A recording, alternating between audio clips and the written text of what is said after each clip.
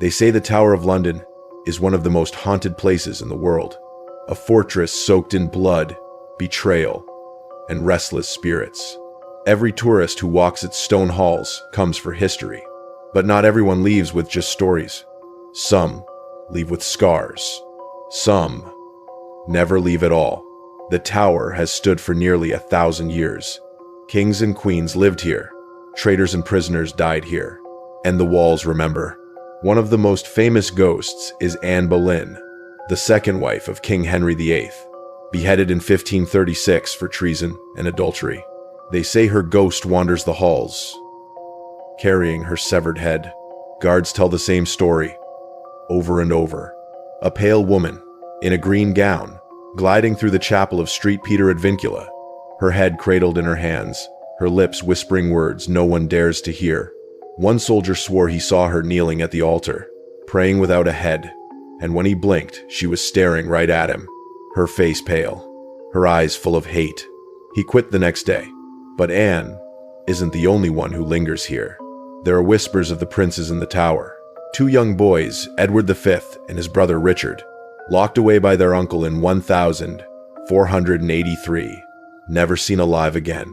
For centuries, people claim to hear the sound of children sobbing at night, footsteps pattering across the stone floors, tiny hands tugging at cloaks, sleeves. Then nothing. When workmen dug near the White Tower in the 1600s, they found two small skeletons buried beneath the stone. But even now, the cries haven't stopped. Others speak of Lady Jane Grey, the 9 Days Queen, beheaded at just 16 years old. Witnesses say her ghost appears at the battlements on cold February nights, always at the same hour, always staring toward the place where the axe fell. But there's one ghost darker, more violent, spoken about, only in hushed voices. In 1817, a guard patrolling the tower saw a strange mist near the Martin Tower. It shifted, twisted, grew into the shape of a massive bear, its eyes glowing red. The man raised his bayonet to defend himself and dropped dead on the spot. His comrades found him minutes later, his face frozen in terror. Doctors said it was heart failure. The guards swore it was something else. And the yeoman warders, the beefeaters, still talk about the night one of their own was attacked. Late one evening, a beefeater locked up the tower green.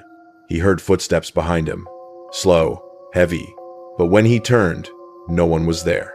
He kept walking. The footsteps followed. At the byward tower, something cold grabbed his shoulder. He spun around and saw a shadow, taller than any man, its face hidden, its hands stretched out. He screamed, dropped his lantern, and ran, but in the dark he felt it following, breathing down his neck, until he reached the guardhouse. When the others came, his uniform was torn, and his skin bruised, as if by invisible hands. The Tower of London has seen more death than almost any building in England, and death leaves echoes. Tourists say they feel watched, cold hands brushing their arms. Some leave with scratches across their backs, marks they never felt at the time. But the strangest legend is the ravens. For centuries, ravens have lived at the tower, and legend says if they ever leave, the kingdom will fall, which is why their wings are clipped. They're kept here, prisoners, just like the ghosts. But locals whisper that the ravens don't stay because of superstition. They stay because they know something is coming, something waiting inside the stone, something that won't let them leave. If you ever visit the Tower of London, listen closely. When the crowds are gone, when night settles in, you might hear the sobs of children, the scrape of a sword, the whisper of a queen without a head. And if you feel a hand on your shoulder in the dark, don't turn around, because in the Tower of London, the ghosts are still watching. They never left.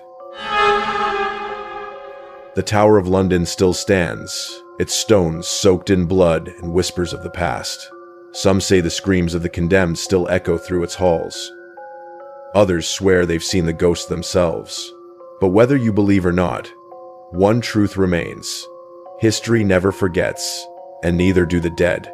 Thank you for watching. Stay close to the light, and beware of the shadows that linger where kings and traitors once fell.